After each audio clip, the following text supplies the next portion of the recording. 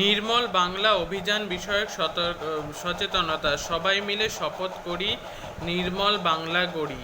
কি করবে? আবর্জনা সর্বদা ডাস্টবিনে ফেলবে। বাড়িতে পচনশীল অপচনশীল আবর্জনাকে রাখার জন্য আলাদা আলাদা পাত্র ব্যবহার করতে হবে। এলাকা সর্বদা পরিষ্কার পরিচ্ছন্ন রাখতে হবে। বর্জ্যকে পুনরায় ব্যবহার করতে হবে না, এই কাজে গ্রাম পঞ্চায়েতকে সহায়তা করতে হবে। কি করবেন না? যেখানে সেখানে আবর্জনা ফেলবেন না, নিকাশি নালাতে আবর্জনা ফেলবেন না, আবর্জনা অবৈজ্ঞানিকভাবে পোড়াবেন না এবং প্লাস্টিক ব্যবহার করবেন না। বর্জ্যকে সম্পদে পরিণত করতে হবে। জৈব বর্জ্য: ভাত, মাংস, তেলে ভাজা, ডিম, ফল, মাংসের হাড়, মাছ বা মাছের কাটা, শাকসবজি, দুধ, কলার খোসা।